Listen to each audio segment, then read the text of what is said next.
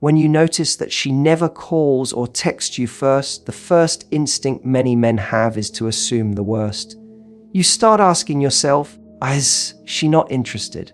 Am I boring her? Did I do something wrong? And before you know it, you're spiraling into doubt, frustration, and overthinking. But here's the truth, the fact that she isn't initiating doesn't always equal disinterest. There are layers here, and if you don't take the time to understand why this might be happening, you'll misread the situation and sabotage something that could have been amazing. Some women grow up with the belief that it's the man's role to lead, to take charge, and to initiate. For her, not texting first isn't about rejection. It's about playing into a dynamic she believes is natural or even attractive. It might be the way she's been taught relationships work. For another woman, it may be about her personality. Maybe she's shy, maybe she's cautious, maybe she's someone who doesn't want to appear too eager or vulnerable.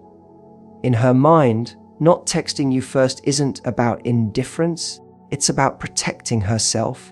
She wants to know you're genuinely interested before she risks putting herself out there. There's also the factor of expectations in modern dating. Many women have been told that if they text first, they might look desperate, clingy, or easy. So even if she's thinking about you, even if she's waiting to hear from you, she might be deliberately holding back because she doesn't want to send the wrong message.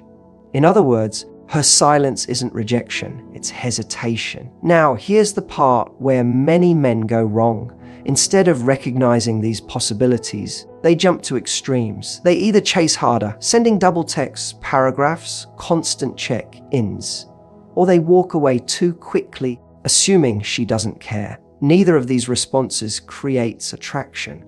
What creates attraction is understanding the nuance and responding with calm, grounded energy instead of desperation. When you understand that her not texting first isn't necessarily about you, you take away the emotional sting. You stop personalizing it. That shift alone makes you more confident, and confidence is magnetic. The worst place you can operate from is insecurity, where every unreturned text feels like a rejection letter.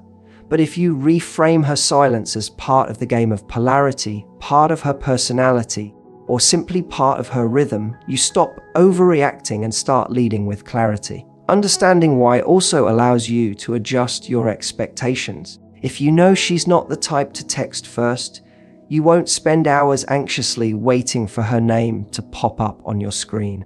Instead, you'll focus on what you can control, creating meaningful interactions when you do talk, setting the tone, and making her feel something in your presence that lingers long after the conversation ends.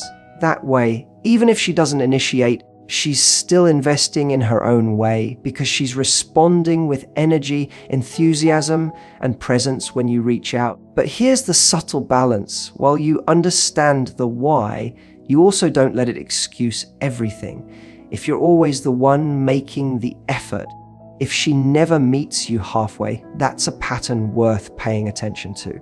The key is not to ignore it, but not to overact to it either. Understanding the why gives you perspective, but perspective also helps you make better choices about what kind of connection you truly want. So when she never calls or texts first, take a breath before reacting.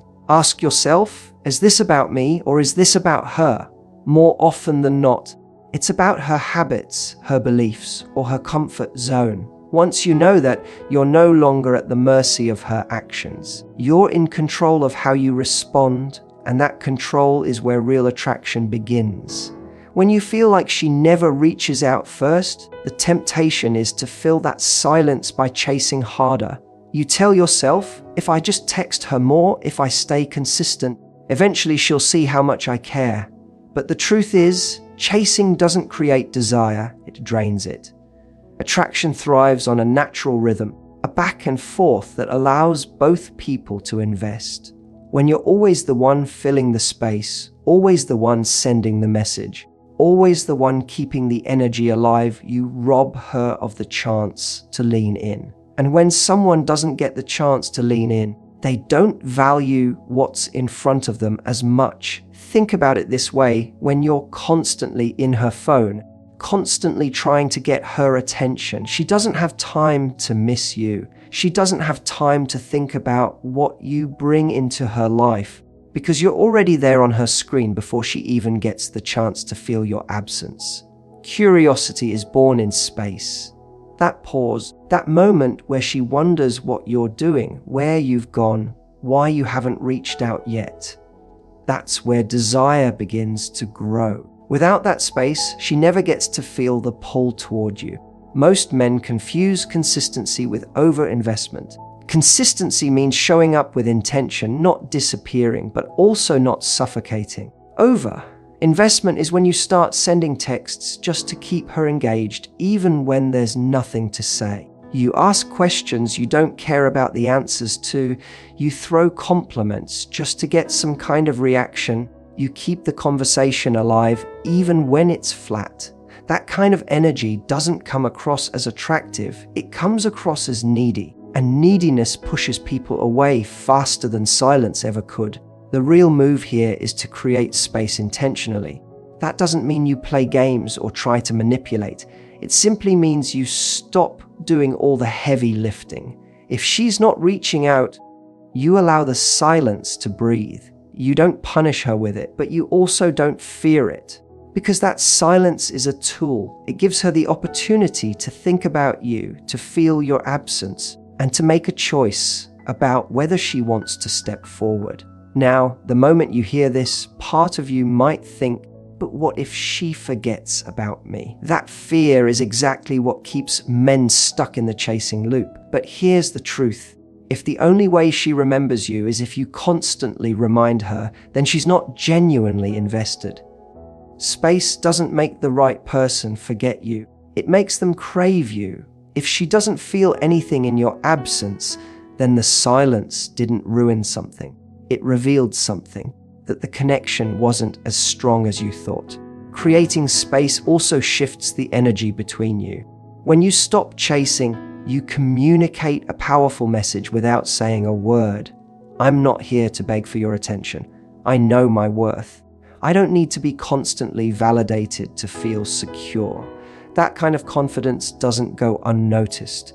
Instead of feeling pressure from you, she feels freedom. And ironically, that freedom often pulls her back to you, because desire grows in places where people feel like they're choosing, not being forced. So the next time you feel the urge to double text, to chase, to fill the silence, pause. Ask yourself, am I doing this because I genuinely want to connect right now, or because I'm afraid of losing her? If it's fear driving you, resist the urge. Let the silence work for you. Because it's in that space where she gets the chance to step up. And when she does, it won't be because you pushed her. It'll be because she wanted to. And that's the kind of connection that actually lasts. If you've ever found yourself waiting for her to text, staring at your phone, wondering why you're always the one keeping the conversation alive, it's easy to feel powerless. You feel like you're at her mercy, like the whole connection depends on whether she decides to engage with you. That's when frustration creeps in, because you've given her the power to decide the pace, the tone, and even the future of what you're building. But here's the shift: instead of waiting on her, you need to reclaim that energy and redirect it into building a life so compelling that she feels drawn to you. When your life is exciting, full, and meaningful, she doesn't just want to hear from you, she needs to. The biggest mistake men make in this situation is centering their world around one person. They think, if I just keep showing her attention, if I stay available, she'll eventually realize I'm worth her time. But that doesn't work. Why? Because attention given without scarcity loses its value. If she knows she doesn't have to do anything to earn your effort starts to mean less. Instead of making her excited, it makes her passive. She doesn't feel the urgency to invest because she already knows you'll always be there. Shifting the power dynamic doesn't mean playing games. It doesn't mean you ignore her or pretend not to care. It means you start living in such a way that her lack of texts no longer defines your mood, your confidence, or your self-worth. When your time is filled with purpose, when you're pursuing passions, connecting with friends, growing in your career, and challenging yourself, you stop coming across as the guy waiting by the phone. You become the guy whose life is already in motion, and she has to keep up if she wants to be part of it. That's a completely different energy, and women feel that difference instantly. Think about it: if every time she looks at your life, she sees someone stagnant, someone always waiting, there's no urgency for her to engage. But if she sees someone who's constantly moving forward, someone who isn't dependent on her responses to feel validated, she suddenly has a reason to reach out. She doesn't want to miss out. She doesn't want to be forgotten in a life that's already rich without her. That subtle fear of loss, combined with the excitement of being around someone with momentum, is what naturally pulls her in. This is what I mean when I say shift the power dynamic. Power isn't about control, it's about where you put your attention. Right now, if all of your focus is on her, she holds the power. But when your focus is on building yourself, the power shifts back to you. You're no longer reacting to her energy, you're setting the tone. And people are always more attracted to the person who sets the tone than the one who follows it. The beauty of this shift is that it's not just about her, it's about you. Even if she never texts first, even if she fades away, you're not left empty-handed. You've built a life that excites you, that energizes you, that makes you proud to wake up in the morning. That kind of fulfillment is magnetic, and it ensures that even if this connection doesn't pan out, the right one will. Because the right person won't just notice that energy, they'll match it. So instead of asking yourself, why doesn't she ever text me first? Start asking, what am I building in my life that makes people want to be part of it? The more you focus on creating that kind of momentum, the less you'll worry about who's holding the phone, because you'll already be holding the power. The natural response when she never calls or texts first is to double your effort, to keep reaching out, because you feel like if you stop, the connection will disappear. But the truth is, the more you do that, the more you take away the very thing that could have drawn her closer, the chance for her to step into the space. The secret move is to stop over-investing. That doesn't mean you play cold games or punish her by withdrawing affection. It means you simply mirror her energy. If she's not initiating, you don't keep making up for it by being the one to always initiate. You allow the silence to exist and give her the responsibility of showing some interest too. The trap many people fall into is thinking that love or attraction is proven by constant effort. They confuse consistency with overcompensation. Consistency is about showing genuine care when you connect. Overcompensation is about trying to keep something alive all on your own. And here's the paradox: when you stop over-investing, you don't lose value, you gain it. Because nothing lowers your perceived value faster than someone seeing that you're willing to carry 100% of the effort while they contribute little to nothing.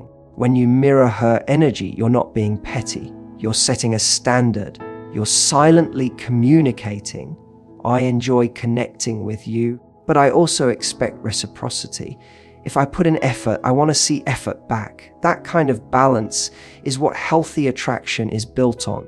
The person who never texts first isn't always doing it maliciously. Sometimes it's unconscious.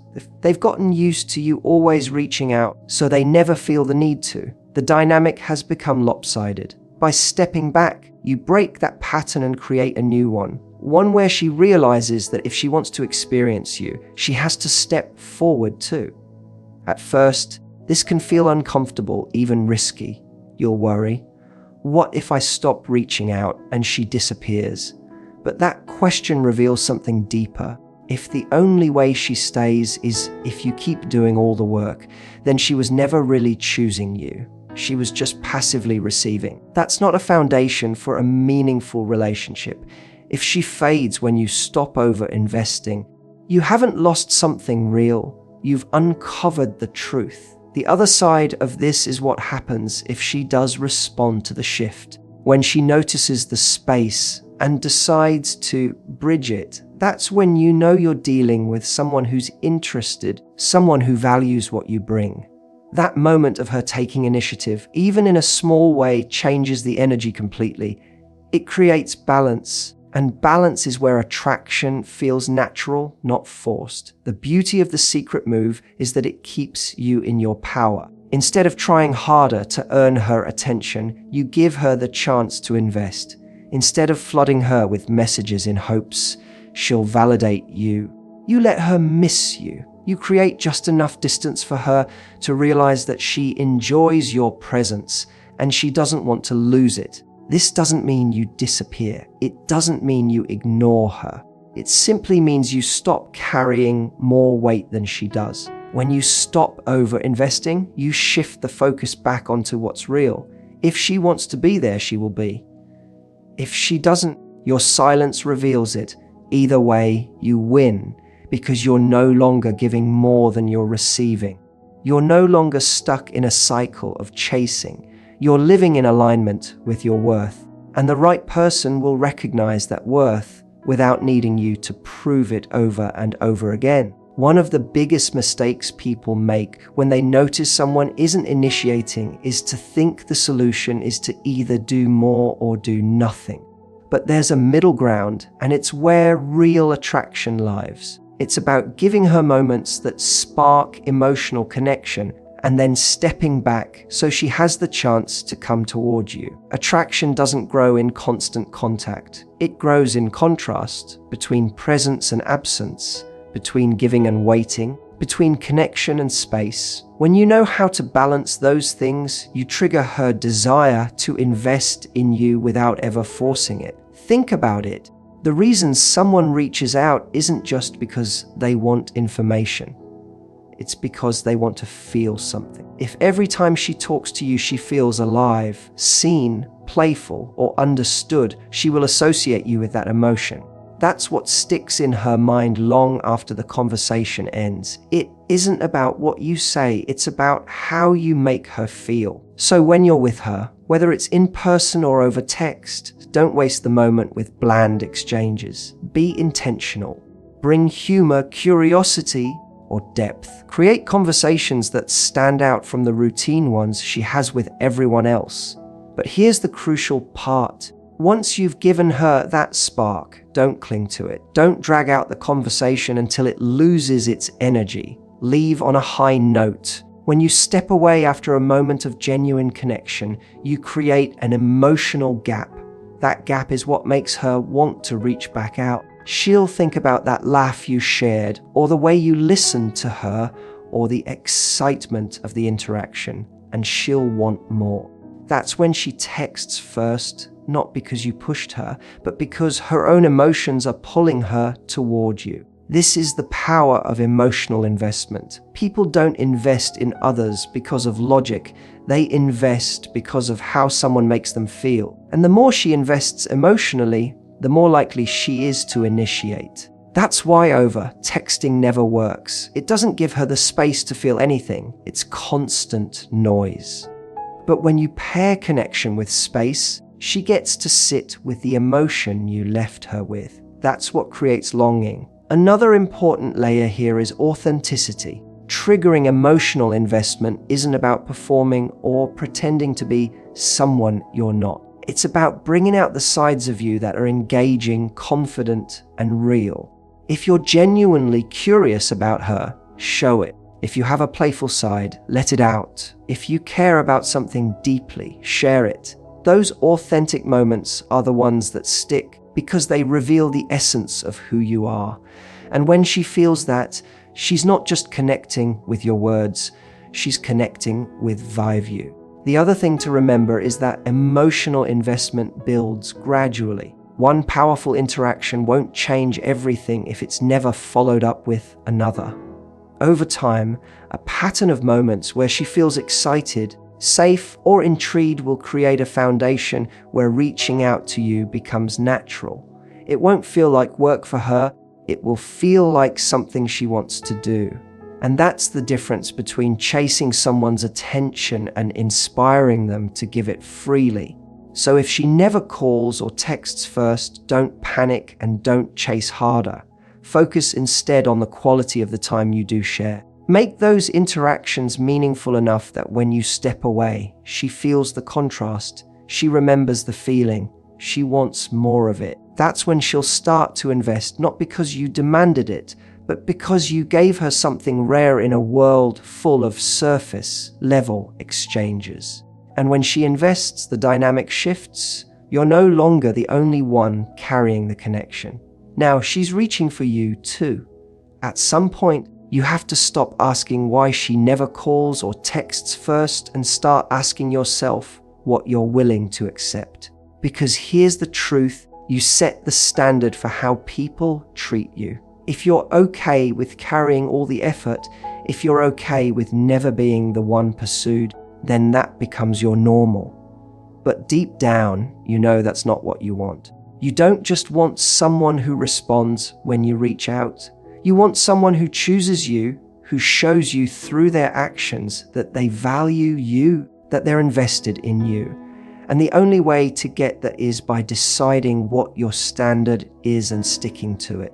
It's easy to fall into the trap of waiting for someone to change. You tell yourself, if I just keep showing her how much I care, eventually she'll start giving that energy back. But waiting for someone to change their nature is exhausting, and it often leads to resentment. Instead of trying to force her to meet you at your level, you have to recognize where she is and decide if that aligns with what you deserve. Because if she never takes initiative, if she never shows curiosity about you, then what she's really saying, without words, is that she's comfortable with you giving more than she does. And that imbalance will only grow over time if you let it. The decision you face isn't about her, it's about you. It's about what kind of relationship you want to build. Do you want one where you're always in the driver's seat, doing the work, creating the connection, keeping the energy alive? Or do you want one where there's balance, where you feel chosen, where the effort flows both ways? When you're clear on that, her behavior becomes less confusing. You stop asking, why doesn't she text me first? And you start asking, is this the kind of energy I want to accept into my life? That question gives you power because now you're not just reacting, you're deciding. Here's the thing about standards, they're not about being harsh or judgmental. They're about self-respect. They're about saying, I know what I bring and I won't settle for someone who can't meet me halfway. When you hold to that, you filter out the connections that drain you and make space for the ones that fulfill you. And yes, sometimes that means walking away from someone who excites you, someone you're attracted to, but who never really shows up. That's not easy, but it's necessary if you want something real. The irony is that when you raise your standard, when you stop over giving to people who don't reciprocate, you often find that those very people suddenly shift. They notice the change. They realize they're at risk of losing you. And for the first time, they're forced to decide whether they're willing to invest. But even if they don't, you still win. Because you're no longer stuck in a cycle of giving without receiving. You're free to invest in someone who actually values what you bring. So the final move isn't about figuring out a perfect strategy to make her text first. The real move is deciding what you're worth and refusing to compromise on it. If she never initiates, you have to ask, is this acceptable to me? If the answer is no, then the choice is simple. You either step back and see if she rises to meet you, or you move on. Because settling for someone who doesn't show you effort only teaches you to live below your value. And that's not where lasting love is built. At the end of the day, attraction is a two-way street. You don't just want to be chosen when you show up, you want to be chosen in your absence too. That only happens when you set the standard and stick to it. And once you do, you'll never again waste your energy asking why she doesn't text first. you'll only invest in the people who do.